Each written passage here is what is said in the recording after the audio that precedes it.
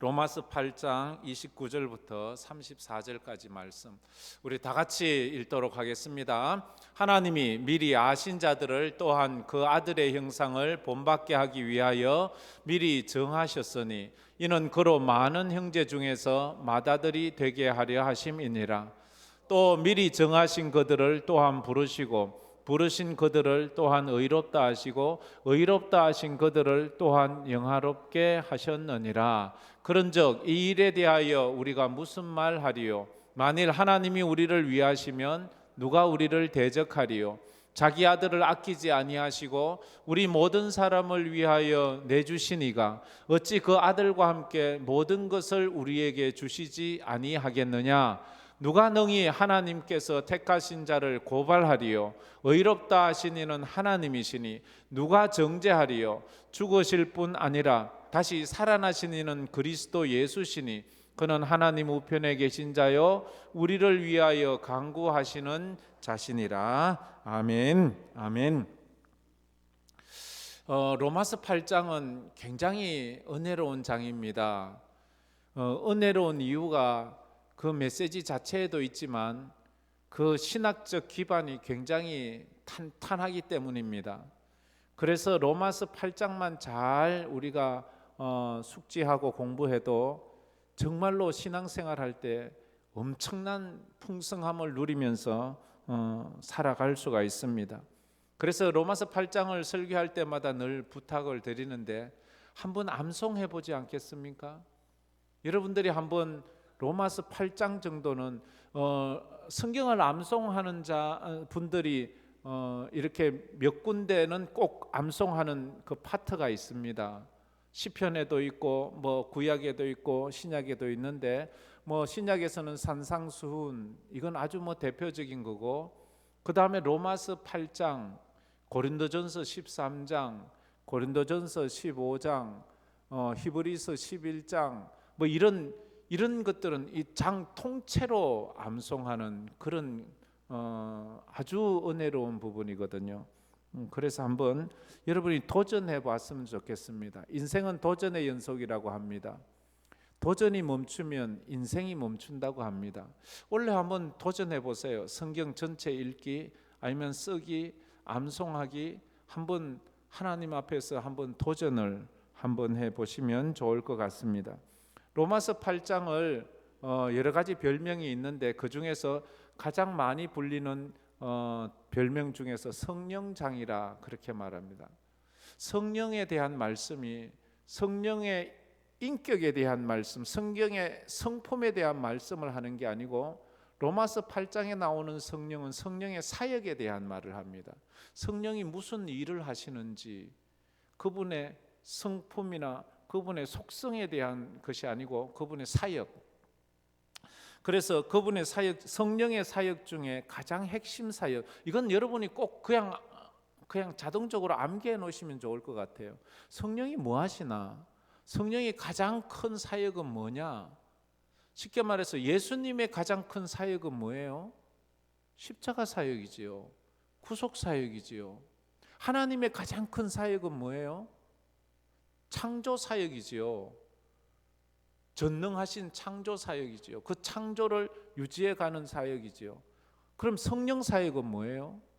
성령께서는 그냥 우리 병 고치고 뭐 방언이나 하게 하고 이러려고 오시나요? 아니지요. 성령 사역도 삼위일체 하나님은 똑같이 역사하는데 성령 사역은 그 사역, 성령께서 하시는 가장 중요한 사역 중에 하나가 예수님을 깨닫게 하는 거예요. 예수님이 하신 구속 사역을 깨닫는 은혜를 주시는 거예요. 쉽게 말해서 성령이 개입하지 않으면 그 누구도 예수를 깨달을 수도 믿을 수도 십자가에 대해서 깨달을 수도 없는 거예요. 여러분들이 나는 성령이 뭔지도 몰라, 난 성령 받지도 못했어 라고 말할지 모르지만 여러분이 예수가 믿어지고 예수의 십자가가 믿어지고 예수님의 재림이 믿어진다면 이미 여러분 속에 성령께서 역사하신 거예요. 뭐 그 목사님 그런 말을 합니까? 나는 그런 거 모르는. 아니요. 그게 성경이 가르치는 진리입니다. 성경 많이 읽는다고 예수님의 사역을 깨닫는 게 아니에요. 그래서 성령의 사람은 천국에 대한 소망을 가지게 됩니다. 그래서 예수의 구속 사역을 깨닫게 되면 어떤 고난도 이길 수 있어요. 예수님이 날 위해 죽으시고 날 위해 부활하시고 성천하셔서 언젠가 다시 오신다는 이 나를 천국으로 인도하신다는 이 믿음이 있으면 어떤 고난도 견디고 살아갈 수 있는 거예요. 그래서 성령께서 또 나에게 늘 도와주시잖아요. 어떻게 도와주세요? 말할 수 없는 탄식으로 우리 속에서 우리를 위해서 기도하시는 거예요. 내가 기도할 수 없을 때, 내가 지쳐서 기도할 수 없을 때 누군가 날 위해 기도하네. 그 누군가가 누군 줄 아세요? 사람이 아니에요. 성령님을 말하는. 누군가 날 위하여 누군가 기도하네.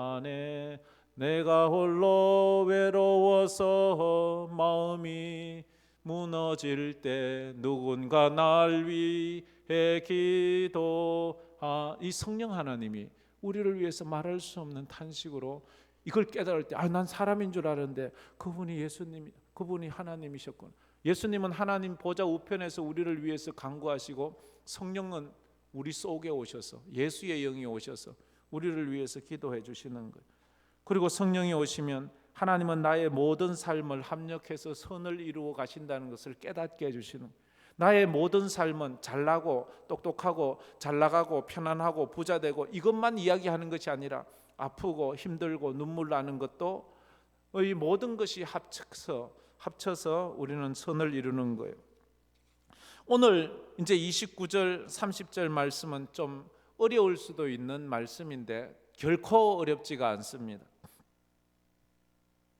바울은 합력하여 선을 이루는 근거가 어디 있느냐 고 우리에게 묻는다면 이렇게 말하고 있어요. 내 삶이 어떻게 합력해서 선을 이룹니까? 눈물과 아픔과 서러움이 합력해서 선을 이룬다니요. 우리 인생의 그 모든 것이 선을 이루는 근거를 우리 신학적 용어로 이렇게 말합니다. 구원의 서정이라 말합니다. 한번 따라해 봅시다. 구원의 서정. 구원의 서정이에요. 그래서 첫 번째, 바울은 합력하여 선을 이루시는 근거를 구원의 서정으로 설명을 하고 있습니다. 구원의 서정, 구원의 과정이라고도 말하지요. 신학자들에 따라서 이 과정을 단계별로 여러 가지 8단계, 7단계, 9단계 뭐 이렇게 말하는데 오늘 본문에서는 4단계만 이야기를 하고 있습니다. 4단계로 29절, 30절에서 그렇게 말하죠. 29절, 30절은 구원의 과정에 대해서 말해요. 우리 한번 다시 다 같이 다시 한번 읽어봅시다. 하나님이 미리 아신 자들을 또한 그 아들의 형상을 본받게 하기 위하여 미리 정하셨으니 이는 그로 많은 형제 중에서 맏아들이 되게 하려 하심이니라.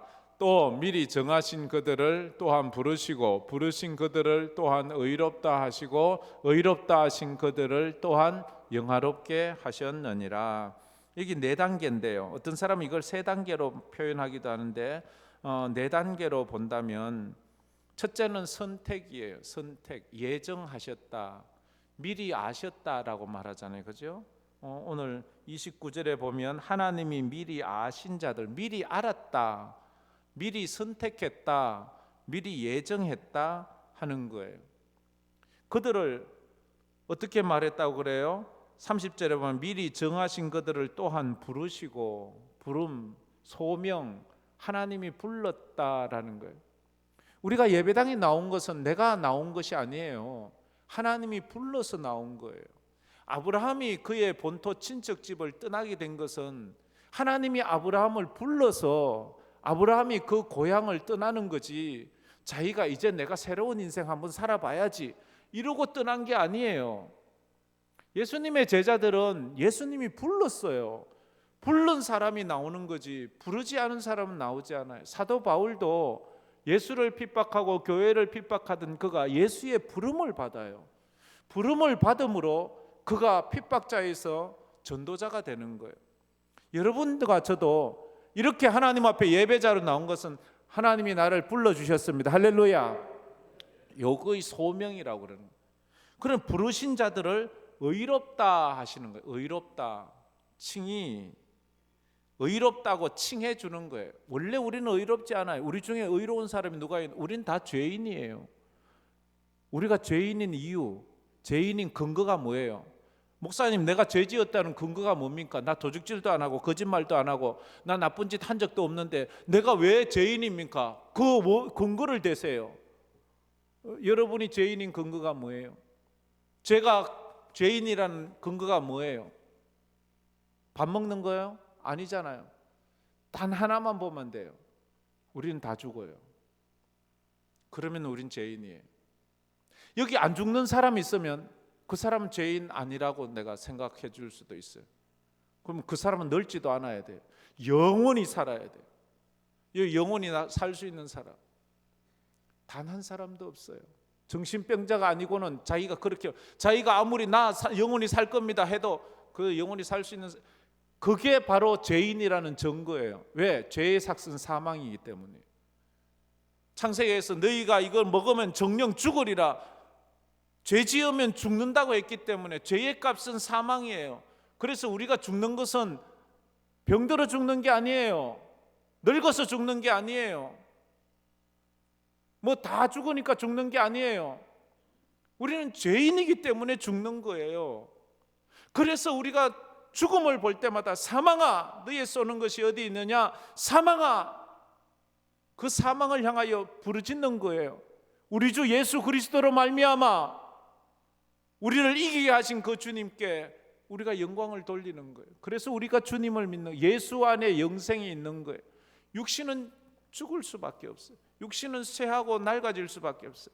그 점에서 늘 강조하는데 이것만 확실히 정립돼도요, 이 죽음에 대해서 어느 정도 담대할 수 있어요. 진짜 내가 누구예요? 이 내 살을, 이 몸뚱아리가, 여러분 김일수가 누구예요? 여러분 눈에 보이는 이게 김일수예요? 10년 후에는 완전히 죽을 방태기가 될 텐데 아니잖아요. 그렇잖아요. 그죠? 이게 나라면 나는 실망할 거예요. 병들고 흙집이라서 금이 가고 또 보수 공사하면 또 여기 물 새고 저기 물 새고, 흙집이 그렇잖아요. 흙집이에요. 이건 진짜 내가 아니에요. 내 영혼을 담고 있는 그릇이에요. 장막집이에요. 우리 옷과 같이 나를 입고 있는 거예요. 진짜 나는 요 속에 있는 내 영혼이에요. 하나님은 영이시니 예배하는 자가, 하나님은 영이에요. 하나님은 눈, 코, 입, 손발이 있는 게 아니에요. 하나님은 영이에요. 하나님 말해서 하나님의 형상을 따라 우리를 만드셨대요. 그럼 우리는 하나님의 형상을 닮은 게 뭐예요? 영이잖아요. 우리 영이에요.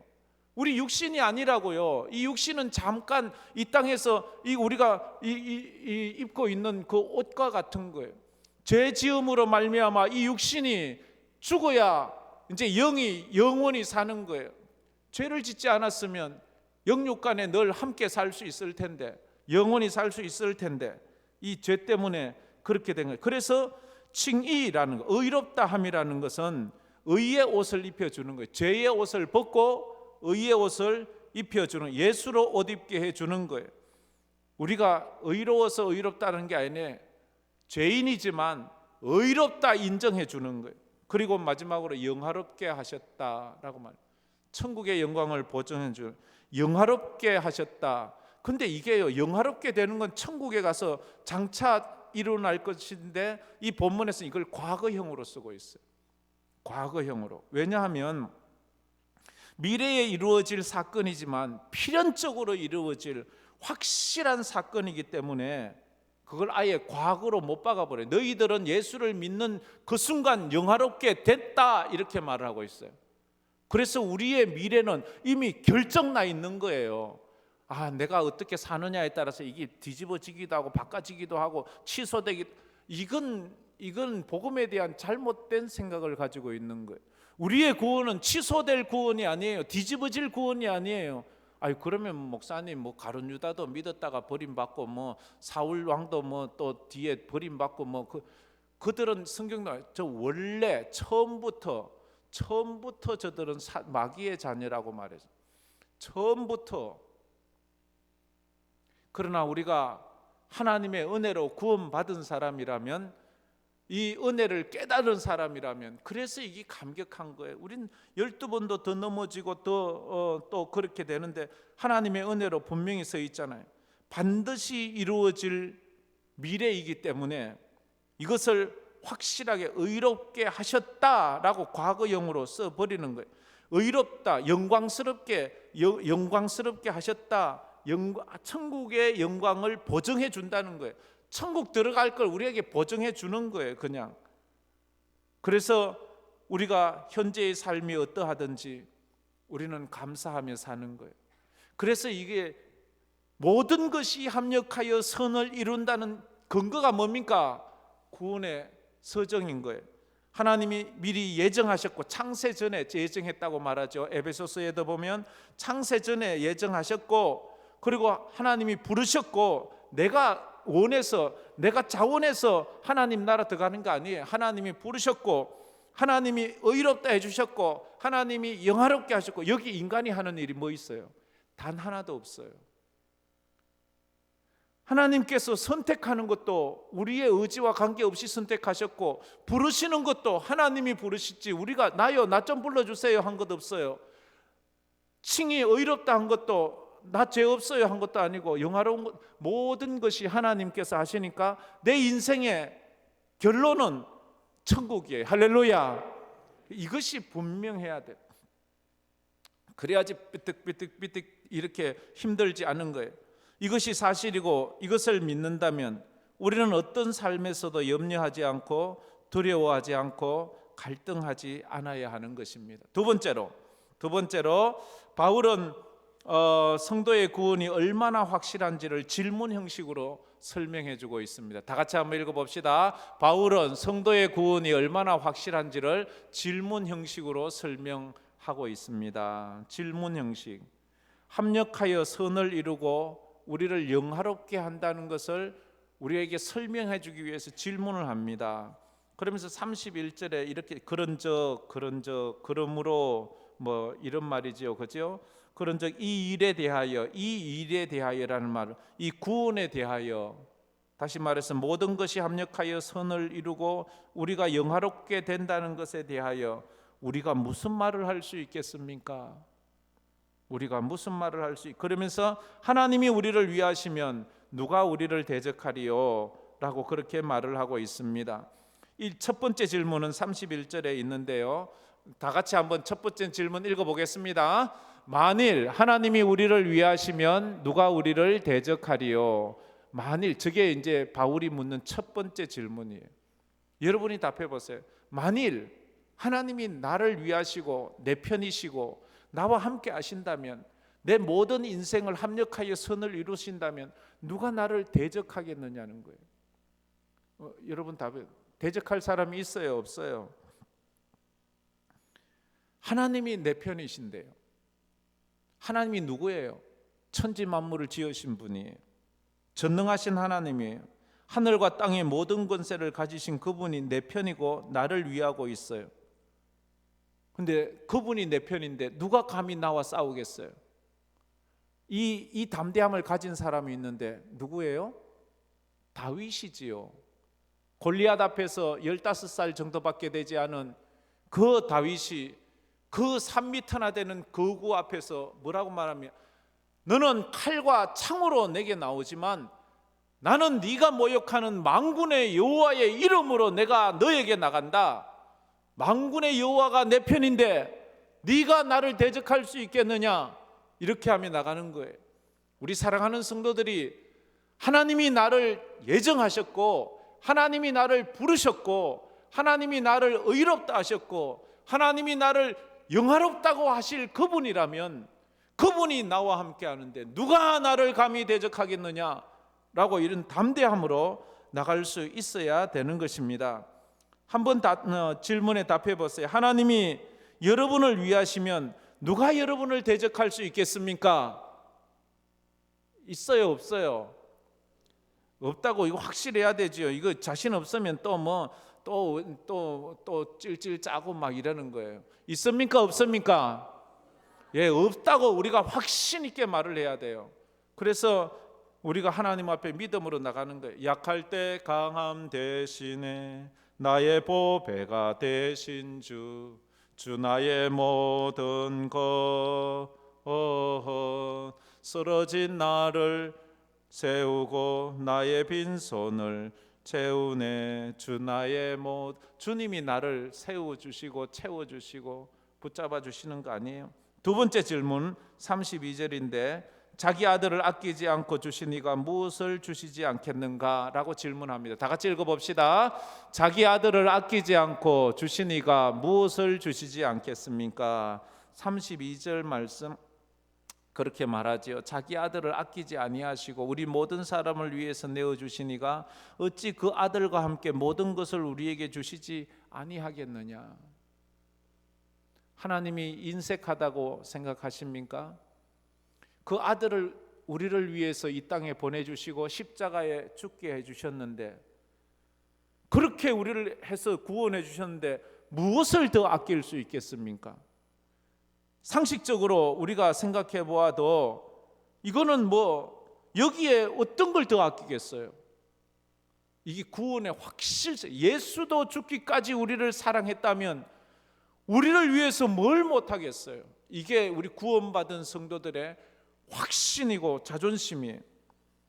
이것을 우리가 어떻게 알 수 있습니까? 어떻게 하나님이 자기 아들을 십자가에 못 박아 죽였다는 것을 어떻게 알 수 있어요? 우리가 2000년 전에 살아보지도 않았는데 여기서 이걸 풀어가야 돼요. 성령께서 하나님이 그 아들을 보내어 날 위해 십자가에 죽고 부활하게 했다는 것이 믿어지게 해주신 거예요. 목사가 앞에서 큰 소리치고 자꾸 가르치고 해서 그래서 내가 깨달은 것이 아니고요, 하나님께서 그 아들을 보내주셨다는 것, 그리고 날 위해 십자가에 죽게 했다는 것을 성령께서 깨닫게 해주시는 거예요. 목사는 단지 그걸 전하는 것뿐이에요. 믿는 것은 하나님의 은혜로 되는 거예요. 왜냐하면 제 이 설교를 수없는 많은 사람이 들었는데요, 다 믿는 게 아니에요. 믿음이 있는 자만 믿는 거예요. 믿음이 없는 사람은요, 아무리 설교를 해도요 안 믿어요. 따분해요. 이런 설교가 따분하고 은혜가 안 돼요. 오늘 오전 예배 같은 설교는요 별로 은혜가 안 된다고 하는 사람이 있어요. 근데 이런 게 굉장히 은혜가 된다는 사람이 있어요. 이런 것들이 내 믿음을 콱콱 세워가거든요.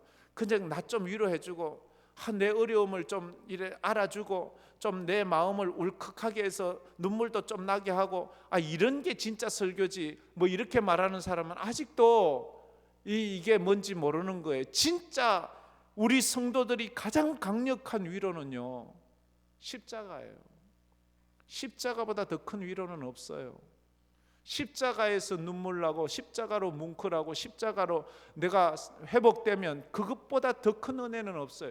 이걸 깨달은 사람이 진짜 예수쟁이에요. 그런 믿음으로 가는 거예요.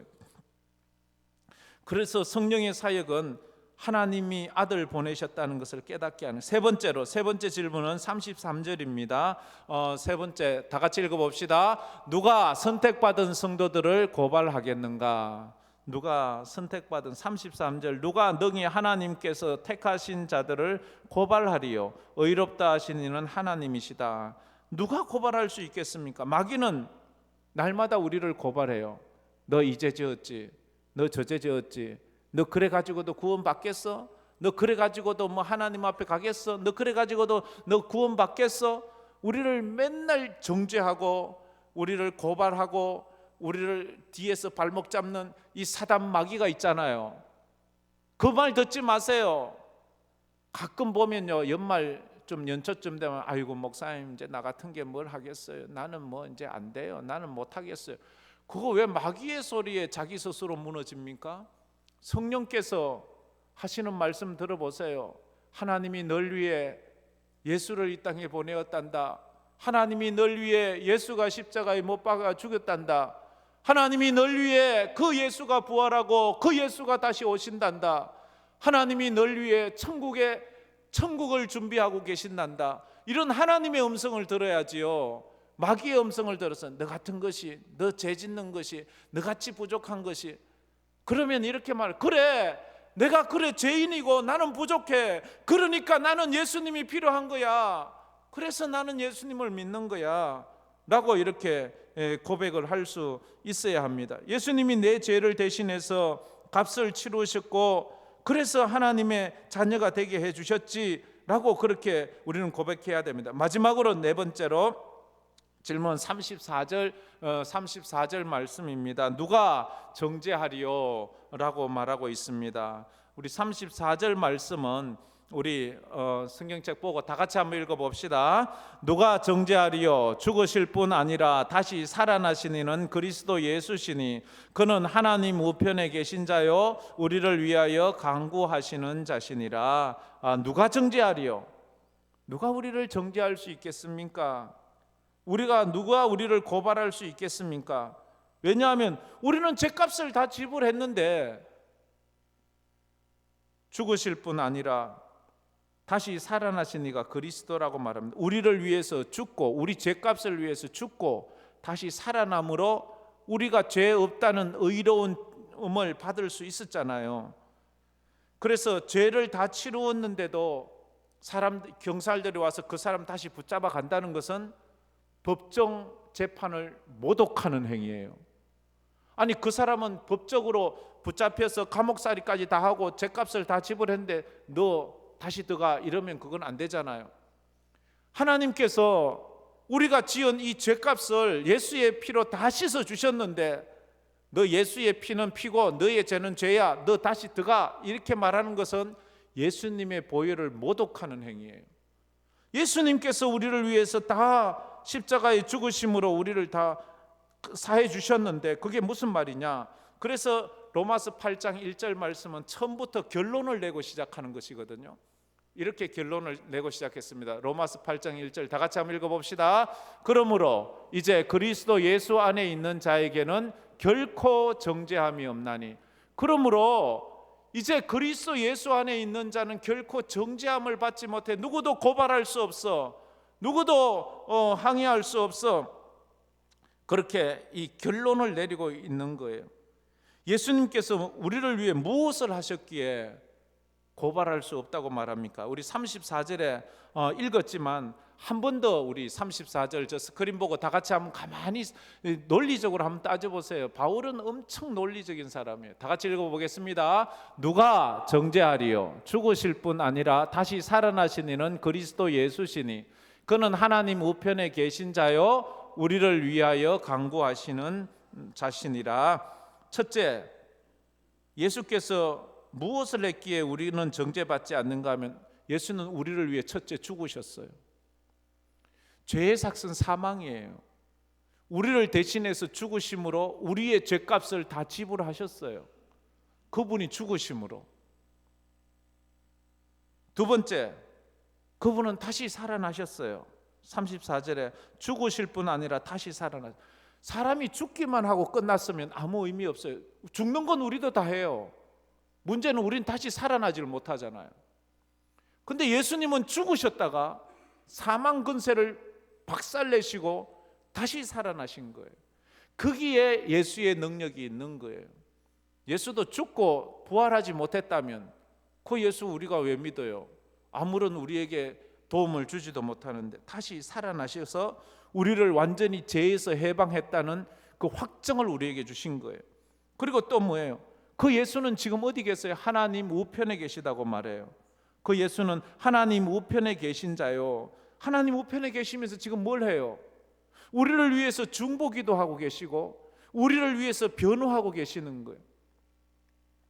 언제나 그 주님께서 서대반 집사님이 돌에 맞아 죽을 때도 보좌 우편에 앉아 계신 게 아니라 서서 그 서대반 집사님을 응원하고 있었던 것처럼 오늘도 우리를 위해서 기도하시고 우리를 응원하고 계시고, 그리고 마지막으로 뭐예요? 34절에 우리를 위해서 간구하시는 자신이라. 우리를 위해서 기도하고 계시는 분이, 예수님이 날 위해 기도해요.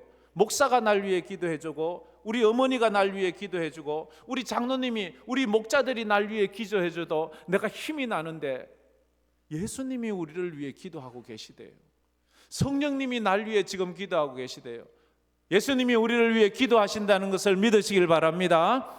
이게 믿어져야 돼요. 목사 말을 믿으려고 하지 마시고요, 성경을 믿으려고 하세요. 성경에 그렇게 말씀하고 있잖아요. 그때에 우리가 흔들리지 않는 거예요.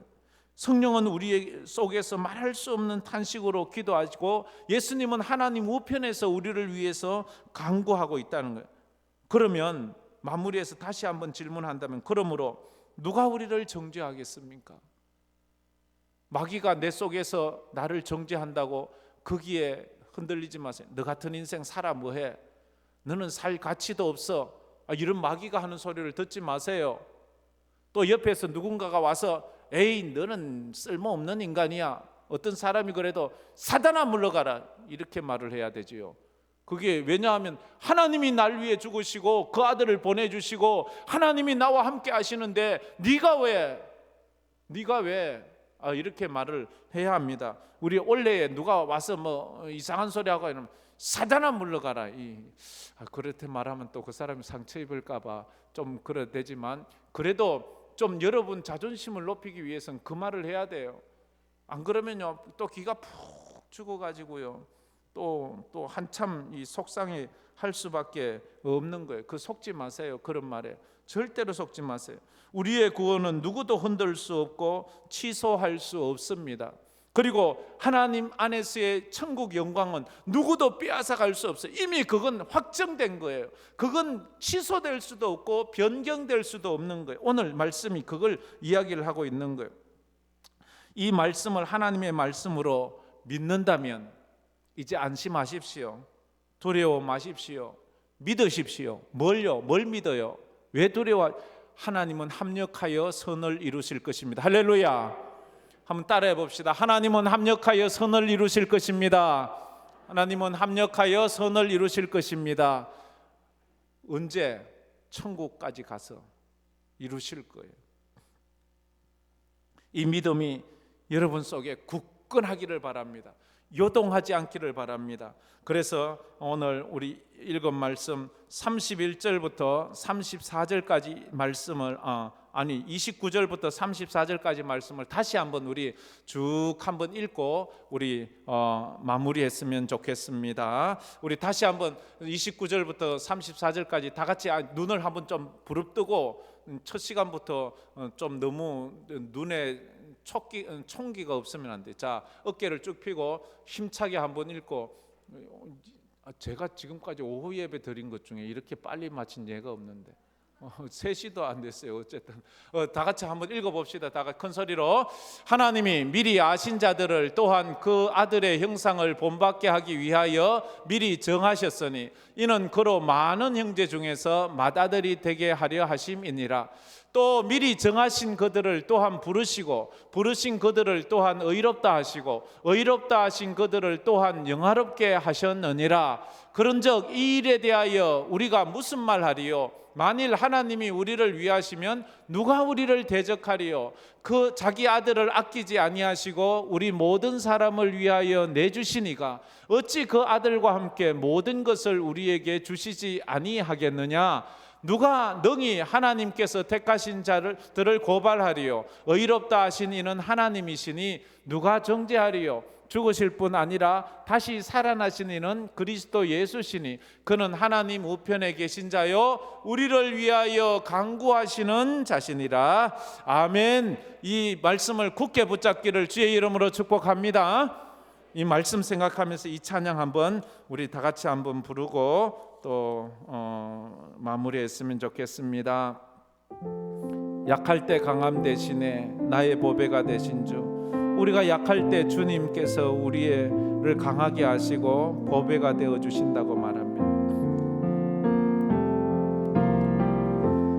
약할 때 강함 대신에 나의 보배가 되신 주 나의 모든 것. 주 안에 있는 보물을 주 안에 있는 나는 결코 포기할 수 없습니다. 할 수 없네. 주 나의 모든 것. 예수 어린 양 예수 어린 양 존귀한 이름.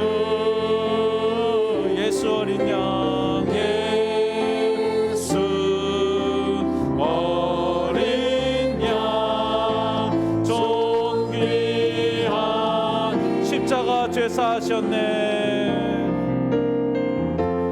십자가 죄사하셨네. 주님의 이름 찬양해. 주 나의 모든 것. 쓰러진 나를 세우. 나의 빈잔을 채우네. 주 나의 모든 것. 예수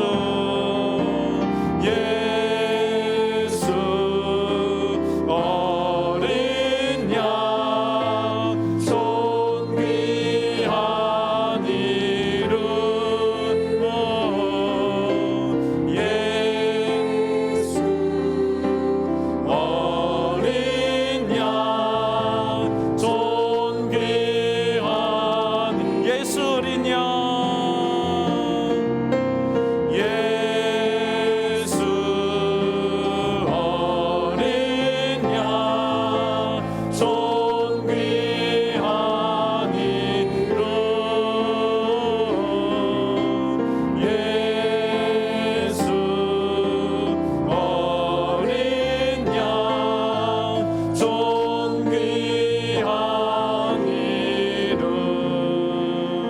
우리 말씀을 붙잡고 한번 잠깐이라도 한번 기도했으면 좋겠습니다.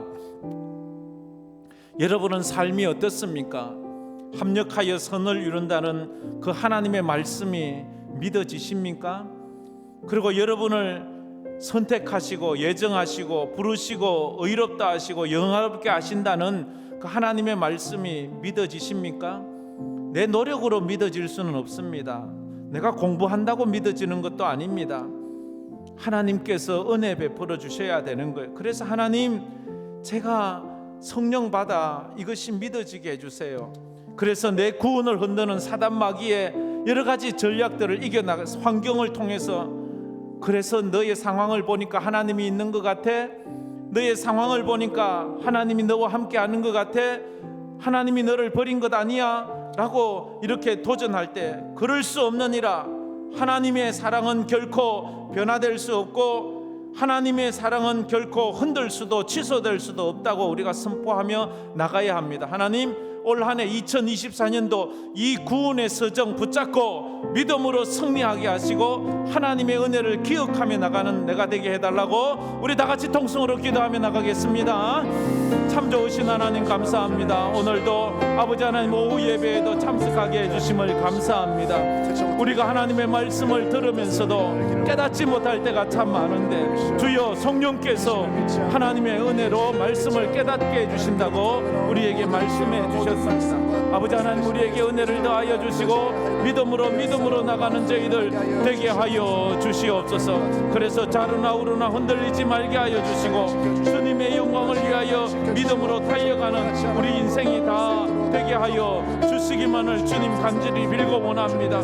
바울은 말합니다. 무슨 일이 있든지 합력하여 선을 이루는 인생을 살아갈 것이라고. 그 이유는 하나님이 우리를 창세전에 예정하시고 우리를 부르시고 우리를 의롭다 하시고 결국엔 영원한 천국의 소망 가운데 우리를 영화롭게 할 것이기 때문이라고 말했습니다. 이것은 결코 그 누구도 취소할 수도 빼앗아갈 수도 없는 하나님의 은혜요 하나님의 축복이라고 했습니다. 24년도를 살아갈 때에 사단마귀가 우리의 삶을 흔들고 뒤집어질지라도 우리가 이 말씀 붙잡고 끝까지 믿음으로 승리해가게 하여 주옵소서.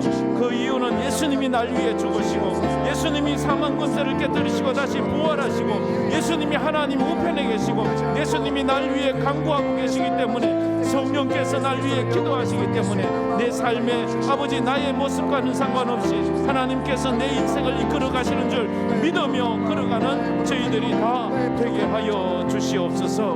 감사합니다. 하나님을 사랑하는 자, 곧 그의 뜻대로 부르심을 입은 자들에게는 모든 것이 합력하여 선을 이루느니라. 주님 감사합니다. 우리의 삶 가운데 하나님이 안 계신 것 같고 하나님이 떠나신 것 같고, 그래서 사람들은 너희 하나님이 어디 계시냐, 너희 하나님이 어디 계시냐 묻는 상황이지만, 그러나 우리가 하나님의 말씀을 붙잡습니다. 성령께서 오셔서 이 말씀이 믿어지게 하시고 이것을 믿을 수 있는 영안을 허락하여 주시옵소서. 그래서 내 공로나 내 의가 아니라 하나님 주신 은혜로 아버지 하나님께서 주시는 이 약속을 붙잡기를 원합니다. 왜냐하면 하나님께서 나를 창세전에 이미 예정하시고 나를 부르시고 의롭다 하시고 천국의 영광 가운데 서게 한다는 영화로움을 약속해 주셨기 때문입니다. 사단 마귀는 나의 약점으로 공격하지만 우리는 십자가의 예수님의 보혈을 근거로 나아가 우리 주님이 나와 함께 하시는데 누가 나를 정죄하리요 선포하며 나가는 우리 사랑하는 성도들 되어 24년도는 믿음으로 승리하게 하시고 또 한 주간 있는 새벽 기도에 특별히 나와 기도함으로 시험에 들지 않게 깨어 기도하라는 주님 말씀대로 깨어 기도하는 우리 성도들이 다 되게 하여 주시옵소서. 한 주간 기도 제목을 붙잡고 기도할 때에 그 기도 제목이 올해 다 응답되는 축복도 허락하여 주옵소서. 오후에 또 귀한 주일헌금을 드리고 신년 감사헌금을 하나님 드립니다. 하나님께서 은혜를 더하여 주셔서 정말로 우리의 삶이 더 풍성한 은혜도 있게 하여 주시옵소서. 지금은 우리 주 예수 그리스도의 은혜와 우리 하나님 아버지의 무한하신 사랑하심과 성령님의 감화 감동 위로 충만하심이 하나님의 말씀을 붙잡고 그 말씀이 내게 이루어질 것을 확인하면서 성령의 도우심으로 믿음으로 살기로 마음에 다짐하는 우리 사랑하는 모든 성도들 머리 위에 이 2024년도 위에 또 파송된 선교사들 위에 이제로부터 영원토록 함께 있을지어다. 아멘.